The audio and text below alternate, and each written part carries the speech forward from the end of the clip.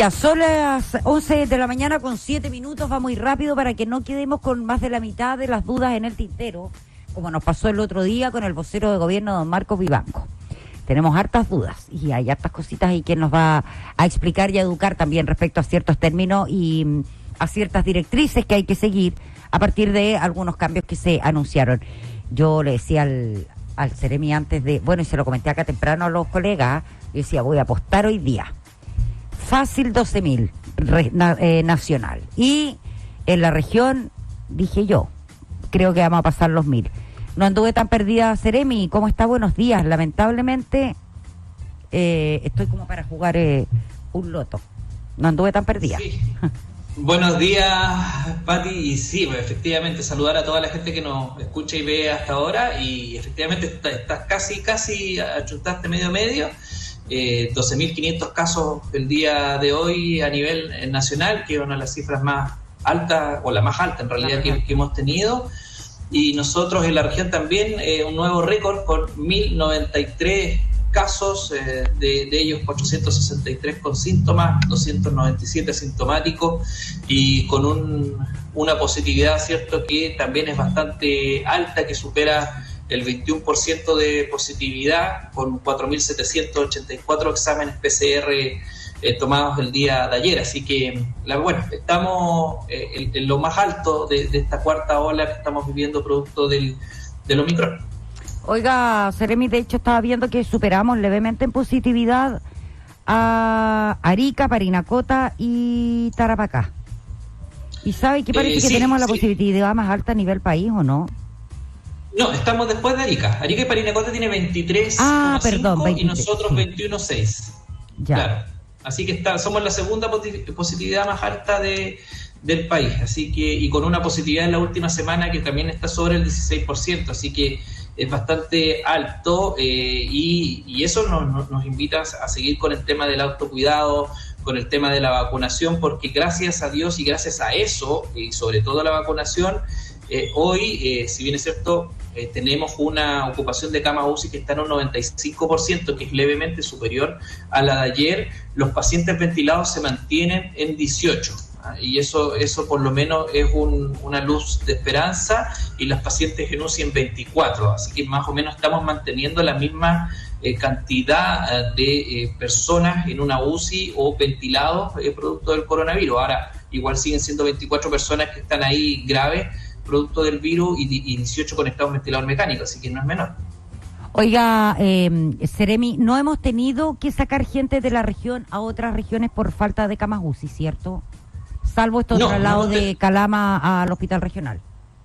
Sí, efectivamente, los únicos traslados que hemos hecho fueron estos dos que hicimos la semana pasada, pero fueron traslados internos desde Calama a Antofagasta. Por ahora no ha sido necesario hacer traslados hacia otras regiones, como les había comentado y creo que lo alcanzamos a conversar el otro día.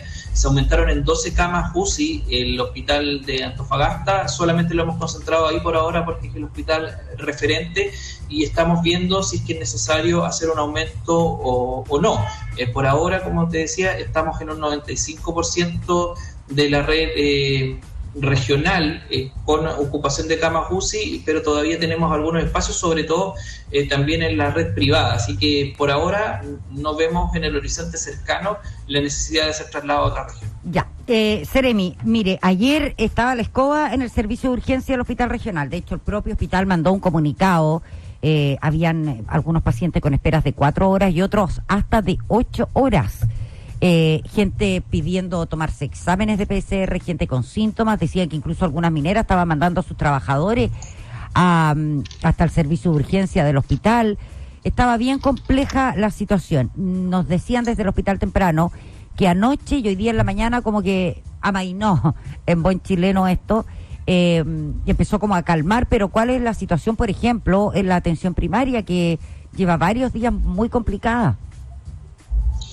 Sí, la atención primaria nos preocupa harto y de hecho esta semana, creo que fue el mismo día que hablamos, el día martes, tuvimos una reunión que tuvo el gobernador, tuvo también la delegación presidencial y precisamente uno de los temas que tomábamos fue la atención primaria para ver cómo la podemos reforzar, porque ahí estamos teniendo el cuello de botella, está llegando mucha gente allá, en el hospital regional se han tomado las medidas y el hospital va a seguir haciendo el mismo llamado, que solamente los casos urgentes, que de verdad sean urgencias, vayan al hospital, ya sean por temas respiratorios o no.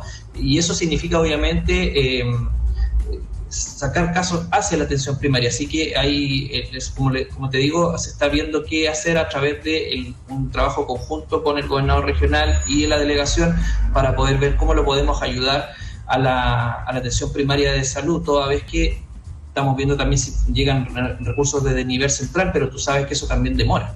Oiga, ¿y el problema en atención primaria es solo en Antofagasta o se repite, por ejemplo, en Calama, en otros puntos de la región? No, se repite en otros puntos de la región, quizás no es tanto como en Antofagasta, pero sí, se repite en otros puntos de la región, porque Calama también ha estado quizás, insisto, menos apretado que Antofagasta, pero también ha tenido esa complejidad y en las comunas más chicas también se impacta, porque por ejemplo, no sé, María Elena tiene un dispositivo de salud que es bien chiquitito, entonces por lo menos lo han podido sobrellevar bien, pero es una situación que más o menos es generalizada. Oiga, Seremi, bueno, ayer se venía conversando en realidad así como en forma interna, hacía días la situación que pudiese estar ocurriendo en Minera Escondida y en otras mineras. Se confirmó ayer que habían 312 casos activos en esta minera. Yo recuerdo que en algún minuto, cuando se produjo una cantidad importante de contagio en la Municipalidad de Antofagasta, la Seremi de Salud de ese entonces, Rosana Díaz, nos dijo, si hay más de 3 casos en un mismo lugar de trabajo, estamos hablando de un brote. En Escondida, ¿podríamos estar hablando de un brote? Mira, yo desconozco en qué lugares son los casos de Escondida, ¿ya? Lo estuvimos conversando hoy día sí con la gente de la minera, que ellos me decían que efectivamente han tenido esa cantidad de casos, que ahora sí no todos estaban activos, ahí les pedimos que fueran un poquito más precisos en esa información evidentemente, porque serían menos los activos, pero que han tenido sí esa cantidad de casos durante los últimos días. Por lo tanto, pero sí no hay un desglose de a qué áreas pertenecen estos casos, y eso evidentemente claro, complica un poco decir si hay un brote, porque como tú bien lo dices, tiene y como lo decía Rosana anteriormente, es tiene que estar en un sector focalizado. ¿Ya? Por lo tanto no podemos decir si hubiera un brote. Sí que hay una cantidad importante de casos, eso es efectivo, no como salió en redes sociales, que casi ponían que iba a cerrar la operación minera, y eso no es así, pero sí hay casos como en todos lados en realidad. Tenemos 1000 casos diarios. Es casi imposible que no tengamos casos en cualquier rubro, industria o incluso en el servicio público. Oiga, pero claramente ninguna operación minera, no cerraron en cuarentenas, menos van a cerrar ahora que no tenemos cuarentena. Y que la gente está vacunada, po. Hoy día la gente tiene menos riesgo, claro. Oiga, Seremi, además, porque pueden ser 300 casos, pero estar bien y guardar la cuarentena 7 días y volver. Exactamente. Oiga, Seremi, podemos hablar de brotes en otros sectores, en otras. Se ha hablado mucho de que habría algunos casos no menores o una cantidad no menor de casos en algunas tiendas del mall.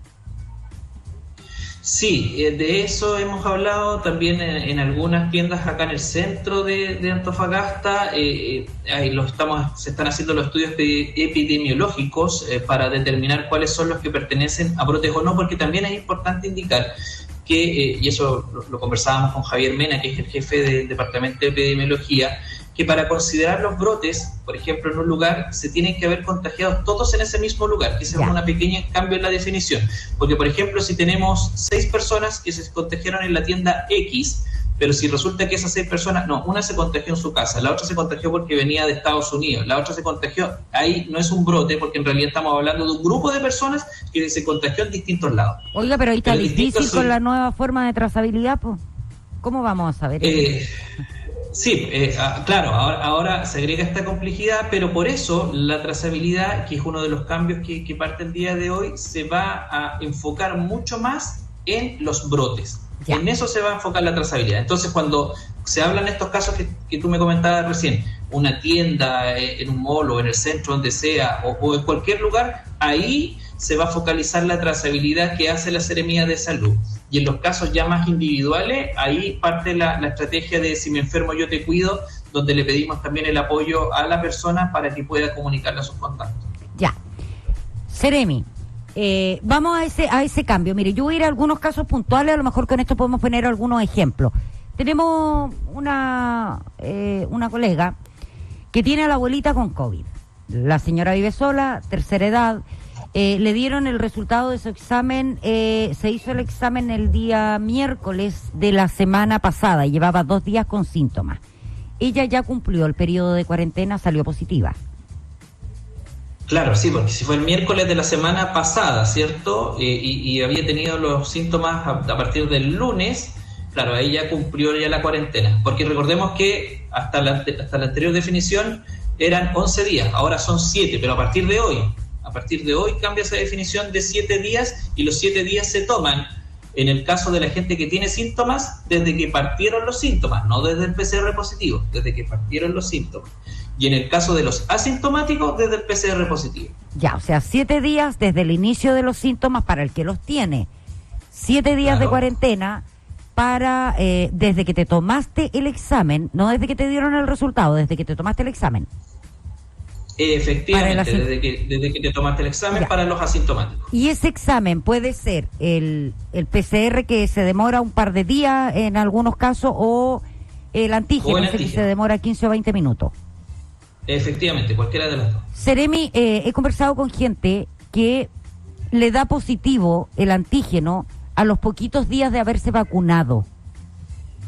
Eso es porque está la vacuna, sí. Porque en definitiva te ponen el bicho activado, no, pero está el bicho en el cuerpo.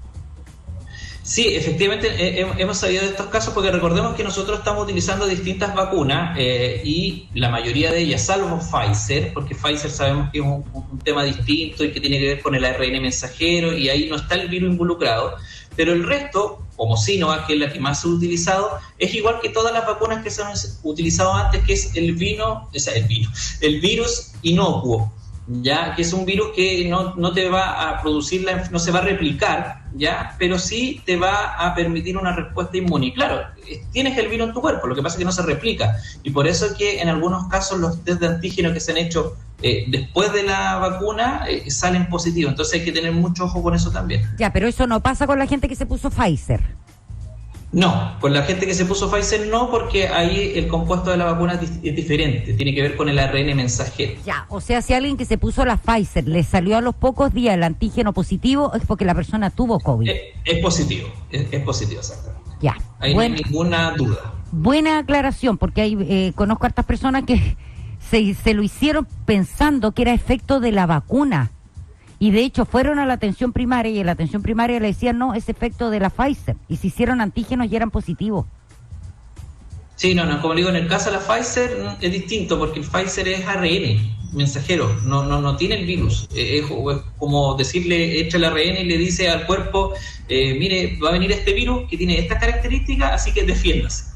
Pero en el caso de las otras no, pues las otras entra el virus sin la capacidad de reproducirse para generar los anticuerpos y ahí evidentemente pueden dar falsos positivos. Oiga, Seremi, yo sé que usted no es médico ni especialista en el tema, pero a lo mejor tiene la respuesta. ¿Alguien que se hace el antígeno puede saber si tuvo el virus en algún instante con una ventana de tiempo hacia atrás? Ahí me perdí la pregunta, ¿cómo, si lo tuvo antes? Claro, alguien que se hace el antígeno y dice, oye, yo tuve algunos síntomas, no sé, hace 2 o 3 semanas. ¿Me puede arrojar el antígeno que en algún minuto tuve el virus o no hay nada que demuestre que yo en algún minuto tuve el virus y que fui asintomático?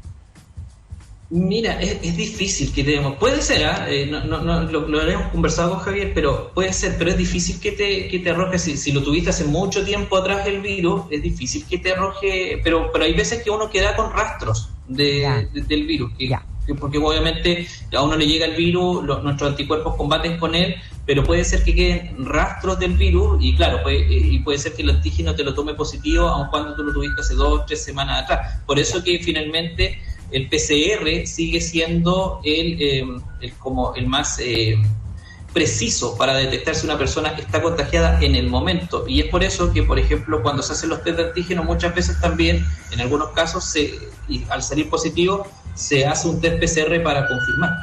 Oiga, están vendiendo test en la farmacia, saliva, sangre, ¿esos sirven para demostrar si una persona es positivo o no? Sí, tienen un nivel de asertividad, ¿cierto? No son 100%, son mucho menores que los antígenos y los PCR, pero sirven de todas formas en aquella persona que tiene alguna duda y, ¿cierto?, y quiere tomarlo, lo puede hacer y así evitar ir a hacerse un PCR. Pero, ojo, sí, que no hay que confiar 100% porque el nivel de asertividad que tienen es mucho menor que el PCR y el antígeno. Pero esto funciona, estoy poniendo un ejemplo, por ejemplo, como el test de embarazo, que si es positivo siempre. Si es negativo, puede que sea positivo, ¿o no? Claro, funciona muy parecido, es muy parecido al test de embarazo. Cuando es positivo, es muy probable que sea positivo, y cuando es negativo, no es tan probable. Por eso que digo, yo no lo recomiendo personalmente. Ya, perfecto. Seremi, hoy día el caso confirmado es aquel que tiene un PCR, o el PCR tradicional, ¿cómo se le conoce? O el antígeno positivo. Ese es positivo, el caso confirmado. Exacto. Ya, esa persona, como lo decíamos recién, tiene que hacer su cuarentena de 7 días. ¿Quién le entrega la licencia médica? Ya, ese es un tema que tienen que, y lo conversábamos recién con otros colegas tuyos, ahí la licencia médica la tienen que ver con la Seremía de Salud, y no hemos demorado, sí, soy súper sincero en eso, ha estado medio lento el tema ahí de contestar los correos. No tengo el correo en este rato, pero hay un correo para hacer esa solicitud en el caso de ser necesario. Ahora, también lo que hemos visto, como son 7 días, y también ha sido una recomendación, es que se pueda conversar con los empleadores para poder hacer teletrabajo. En el caso, obviamente, que sean, por ejemplo, personas que son asintomáticas. Que no se sienta mal, claro. Que no se sienta mal y todo. Yo conozco varios casos cercanos que han tomado esa decisión. ¿Sabes qué? Jefe, estoy con esto, perfecto, vaya, haga los 7 días en su casa, trabaje desde allí, ningún problema. Eso sería lo ideal, para no ir colapsando el sistema. Pero los que no, hasta ese caso, hay un correo de la Seremía de Salud, ahí me lo voy a conseguir con Marito y te lo mando por interno, y que es el para ver estos casos de la licencia. Ya, importante, la licencia entonces la gestiona la Seremi de Salud. La Seremía de Salud ayuda a la gestión de esas licencias a las personas que están con coronavirus. ¿Qué rol juega el CONPIN en esto? Ninguno. No gestiona nada. O sea, sí gestiona, pero el trámite tienen que hacerlo con la quien Seremi. dio el examen, claro. Ya. Una licencia de 7, porque la licencia para el positivo me imagino que es por 7 días, ¿o no? Es que claro, y ahí tenemos un tema, porque usted sabe que las licencias se pagan después de los 7 días, entonces ahí hay un tema que es bien complejo en el tema de la legalidad también, porque las cuarentenas ahora son 7 días y no más que eso. Claro, pero no se pagan los 7 días completos. Exactamente. Ya.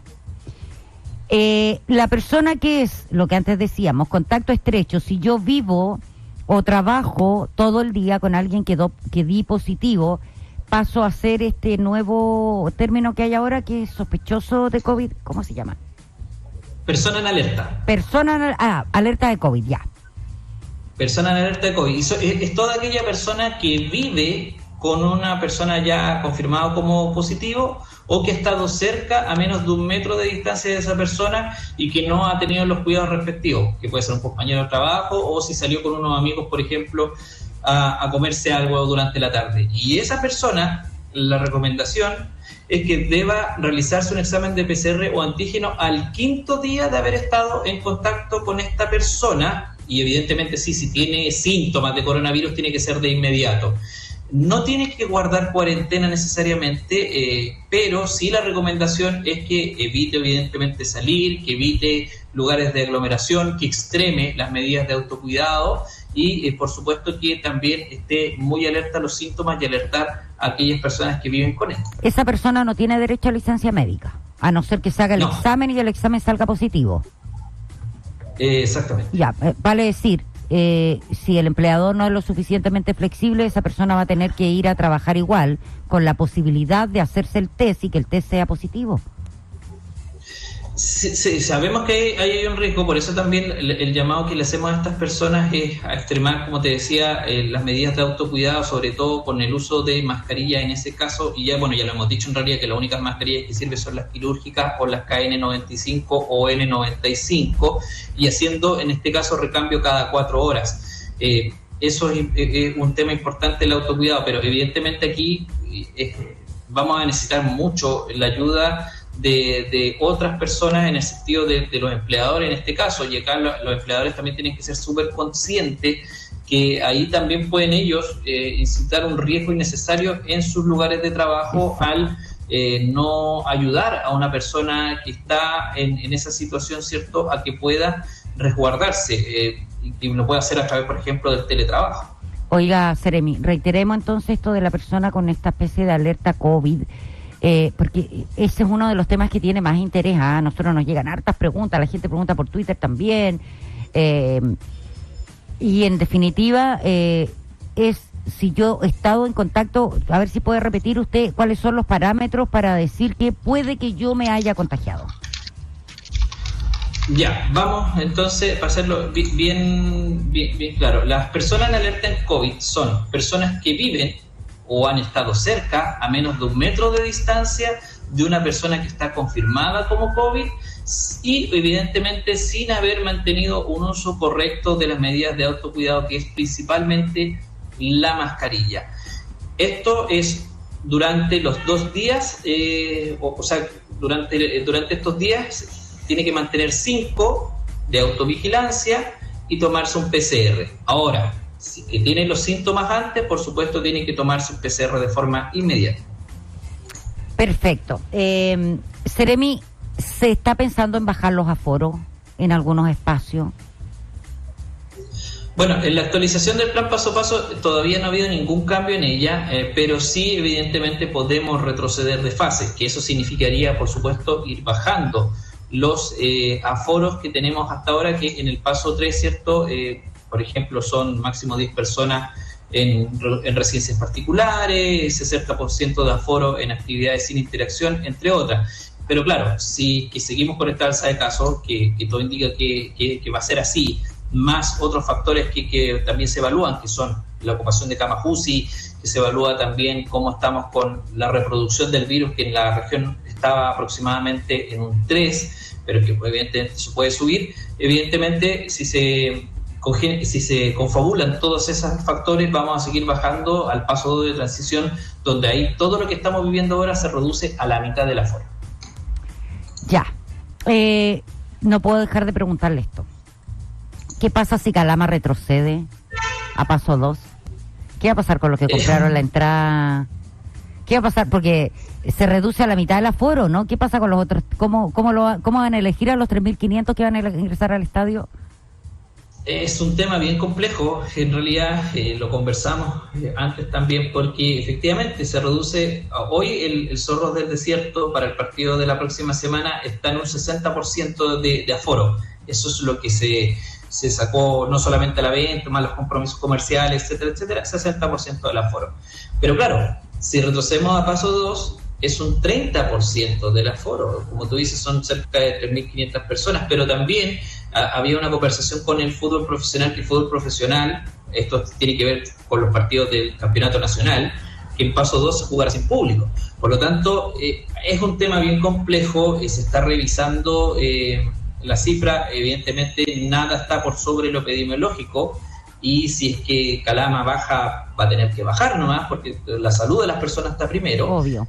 Pero, y ahí, claro, ahí va a ser un tremendo dolor de cabeza para la NFP, para ver cómo lo ¿A quién dejó entrar y a quién no?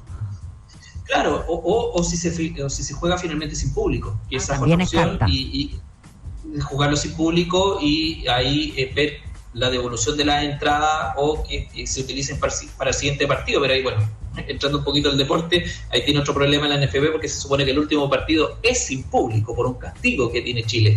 Entonces es un tema complejo que tendría que resolver la NFP en el caso que se dé. Ya, está más complicado que la urgencia del regional, dice la NFP en este rato. Oiga, Seremi, muchas gracias una vez más por su tiempo para poder explicarnos. contándonos, ir dándonos datitos, y el llamado indudablemente es a seguir cuidándonos. No basta la vacunación por sí sola, sino que el hecho de estar vacunado no significa que tenemos que relajarnos, sino que tenemos que seguirnos cuidando igual. Sí, exactamente. Y antes de terminar, Pati, que aquí debo agradecerle ahí a Carolina, que estaba atenta a la entrevista, también me mandó un torpedo. milicencia.covid19.antofagasta@gmail.com. milicencia.covid19, 19 con números, .antofagasta@gmail.com. Ese es donde se tiene que ver el tema de la licencia. Y también se puede escribir a comunas.afta@redsalud.gov.cl, que son ya los documentos si la persona necesita algo por el término de la cuarentena. Perfecto. Seremi, muchas gracias, que tenga una buena jornada. Como siempre, se agradece ahí la disposición para poder conversar con nosotros. Que esté muy bien. Igualmente, que estén muy bien. Chao, chao. Chao, chao. Marco Vivanco, vocero gobierno de la región de Antofagasta, acompañándonos a esta hora de la mañana. Nos pasamos una vez más, 11:32. Ya volvemos.